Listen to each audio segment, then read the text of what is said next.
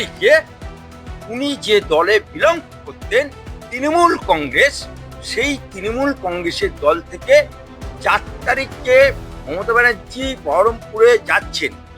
4 তারিখে হুমায়ুন কবিরকে তৃণমূলের মঞ্চে ডাকা হলো, কিন্তু মমতা বহরমপুরে ঢোকার আগেই এই কলকাতা থেকে ববি হাকিম, যিনি গেঞ্জি পরে টাকা নেয়া কলকাতা কা মেয়র, তিনি তাকে তালাক তালাক তালাক করে দিলেন। অর্থাৎ তখন লক্ষ লক্ষ মানুষ, কাতারে কাতারে মানুষ, বেলডাঙ্গা থেকে বহরমপুর মাথায় মাথা, বেলডাঙ্গা থেকে তোমার কৃষ্ণনগর পুরো হাইওয়ে মাথায় মাথা।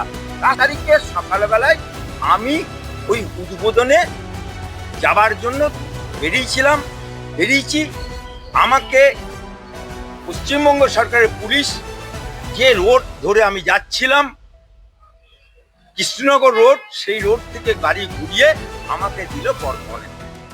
মানে একটা পুতুল সরকার, কাঠপুতুল, সেই সরকারকে খাড়া করে জামাতের লোকেরা, তারা এখন রাজনীতি হিসাবে ওখানকার সনাতনী ভাইদের মারছে, অত্যাচার করছে, নিপীড়িত করছে। আগার বাংলার বুকে, মুর্শিদাবাদের বুকে কোনো আমার সনাতনী ভাই এতটুকু টাচ হয়, আগার জামাতের মতো যদি কোনো আচরণ করে, তাহলে অ্যাডভোকেট আলী আফজাল চাঁদের মতো শত্রু আর কেউ হবে না। তাই বলছি আমার তাহলে মোচমানকে দিয়ে মোচমান কাটা হলো, অর্থাৎ লোহা দিয়ে লোহা কাটা। বাদ দিল কে? মুসলমান। বাদ হলো কে? মুসলমান। যে আপনি যেটা প্রথমে আমরা দেখলাম যে বাবরি মসজিদ নিয়ে আপনি পূর্ণ সমর্থন জানিয়েছিলেন হুমায়ুন কবিরকে, তো এখন হুমায়ুন কবির যে দল করেছেন সেই দলটাকে সমর্থন করছেন না, মানে এটা কি লজিক্যালি না অন্য কোনো কারণ? দেখুন, প্রথম কথা হচ্ছে বাবরি মসজিদ 6 ডিসেম্বর উনি মানে ভিত্তি প্রস্তর স্থাপন করবেন ঘোষণা করলেন, তখনও পর্যন্ত ওর সাথে আমার কোনো সম্পর্ক ছিল। উনি যখন আমার কাছে ওনার মামলার সংক্রান্ত ওই বাবরি মসজিদে নিয়ে আমার হাইকোর্টে মামলা হলো, এবং সেই মামলাতে একজন পিটিশনার, দক্ষিণ 24 পরগনা বাড়ি, জয়নগর থানায় বাড়ি, তিনি পিটিশন করলেন ওই ভিত্তি স্থাপনটা রুখে দেওয়ার জন্য। তখন হুমায়ুন কবির আমাদের যে ফার্ম, লিগ্যাল লিঙ্ক ফার্মে আসে, সম্ভবত 1 তারিখ এরকম হবে, পার্টিকুলার ডেটটাও মনে নেই, আমি সম্ভবত বলছি। এসে আমাদের লিগ্যাল লিঙ্কের ফার্মের সাথে উনি একটা চুক্তি করেন, সেই চুক্তির ভিত্তিতে আমরা ওনার যতগুলো মামলা হবে এই বাবরি মসজিদ সংক্রান্ত সমস্ত মামলাগুলো আমরা লড়বো, এইরকম একটা চুক্তি হয়, এবং ওনার সেই মামলাতে আমরা দাঁড়াবো বলে ক্লায়েন্ট হিসেবে আমরা ডিল করি। যারা উকিলের কাছে কোনো জাত নেই, ধর্ম নেই, পার্টি নেই, রং নেই, স্ত্রী নেই, পুরুষ নেই, লিঙ্গ নেই, কিচ্ছু নেই। আমাদের কাছে মক্কেল হচ্ছে দেবতা। যেমন ক্যান্ডিডেটের কাছে জনতা জনার্দন দেবতা, সেরকম উকিলদের কাছে ক্লায়েন্ট হচ্ছে জনতা জনার্দন দেবতা, ক্লায়েন্ট হচ্ছে উকিলের কাছে দেবতা। ঠিক সেই রকম ভাবে হুমায়ুন সাহেব যে মামলা দিয়ে গেছেন, সেই ক্লায়েন্ট হিসেবে আমরা মামলা লড়তে বাধ্য। সেক্ষেত্রে আমরা দেখলাম কথা 4 তারিখে উনি যে দলে বিলং করতেন, তৃণমূল কংগ্রেস, সেই তৃণমূল কংগ্রেসের দল থেকে 4 তারিখে মমতা ব্যানার্জি বহরমপুরে যাচ্ছেন। 4 তারিখে হুমায়ুন কবিরকে তৃণমূলের মঞ্চে ডাকা হলো, কিন্তু মমতা বহরমপুরে ঢোকার আগেই এই কলকাতা থেকে ববি হাকিম, যিনি গেঞ্জি পরে টাকা নেয়া কলকাতা কা মেয়র, তিনি তাকে তালাক তালাক তালাক করে দিলেন, অর্থাৎ বহিষ্কার বহিষ্কার বহিষ্কার করে দিলেন। গায়ে মুসলমান কবি হাকিমের বাঁয়ে মুসলমান। আবার মুর্শিদাবাদ গদগদ মুসলমান এলাকায় সভাপতি হিন্দু, সেও কি সামনে থাকলো না। তাহলে আমার প্রশ্ন, তৃণমূল কংগ্রেসের রাজ্য সভাপতি হিন্দু, সে কোথায় গেল? মুর্শিদাবাদ জেলার সভাপতি হিন্দু কোথায় গেল? তাই মাথা মাথা আমি যখন মঞ্চে উঠলাম উত্তাল, সেদিনকে আমি যে বলেছিলাম বেলডাঙ্গার গামছা উড়িয়ে যে লড়কে লেঙ্গা মসজিদ, এবং আমার হাইকোর্টে লড়াই করেই গেছিলাম, সেই জন্য লড়কে লেঙ্গা বলেছিলাম। তাহলে মোচমানকে দিয়ে মোচমান কাটা হলো, অর্থাৎ লোহা দিয়ে লোহা কাটলো। বাদ দিল কে? মুসলমান।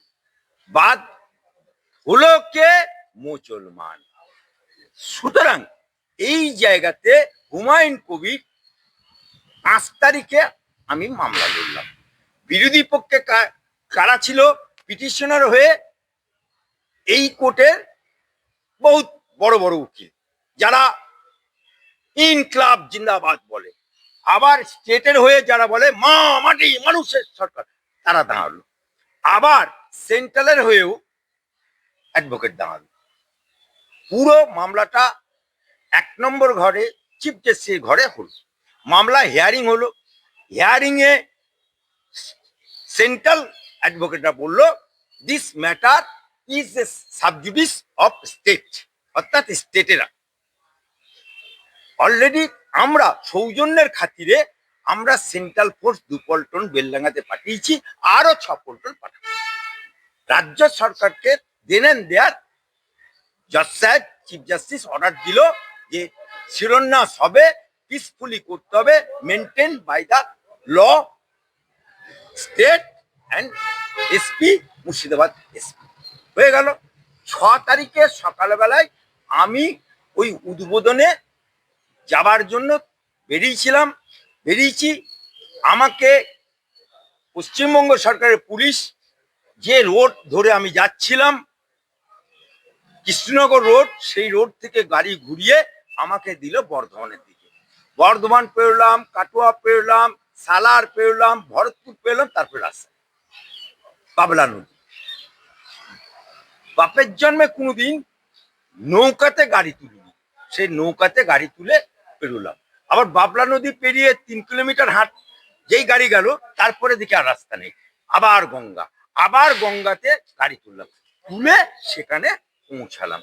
তখন লক্ষ লক্ষ মানুষ, কাতারে কাতারে মানুষ, বেলডাঙ্গা থেকে বহরমপুর মাথায় মাথা, বেলডাঙ্গা থেকে তোমার কৃষ্ণনগর পুরো হাইওয়ে মাথায় মাথা, রাস্তায় মাথা মাথা। আমি যখন মঞ্চে উঠলাম উত্তাল, সেদিনকে আমি যে বলেছিলাম বেলডাঙ্গার গামছা উড়িয়ে যে লড়কে লেঙ্গা মসজিদ, এবং আমার হাইকোর্টে লড়াই করেই গেছিলাম, সেই জন্য লড়কে লেঙ্গা বলেছিলাম। আজকে আমি একজন মুসলমান হিসাবে, নবীর উম্মত হিসাবে, একটা নবীর উম্মত, সে মসজিদ করবে, আল্লাহর ঘর করবে, খুদার ঘর করবে। হুমায়ুন তার চাচার ঘর করছে না, তার নানার ঘর করছে না, তার বাপের ঘর করছে না, সে আল্লাহর ঘর করছে, এবং সরকারি জায়গায় করছে না, বা সরকারি টাকাও করছে না। যেমন মমতা ব্যানার্জি সরকারি টাকায় দীঘায় মন্দির করছে, আবার মহাকাল মন্দির পাহাড়ে থাকে, তাকে নিচে নেমে এনে সরকারি জায়গা 25 একর দিয়ে দিল। আবার নিউ টাউনে মুসলমানদের জায়গা, দান করা জায়গা, অস্থায়ী মসজিদ আছে, সে জায়গাটা কেড়ে নিয়ে মুসলমানদের কাছ থেকে কেড়ে নিয়ে দিয়ে দিল দুর্গা আন্দোলন করতে। হুমায়ুন তো সেটা করছে না।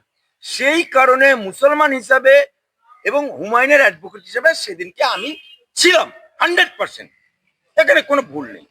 কারণ আমি একজন মুসলমান। যেমন ধরুন এই গীতা পাঠ হলো 7 তারিখে, 6 তারিখের পরে 7 তারিখ, সেখানে গীতা পাঠ, সেখানে রাজ্যপাল একজন সাংবিধানিক পদে আছে, কিন্তু তিনি সেখানে উপস্থিত ছিলেন কেন না? তিনি সনাতনী হিন্দু, গীতা পাঠ করতেই পারে।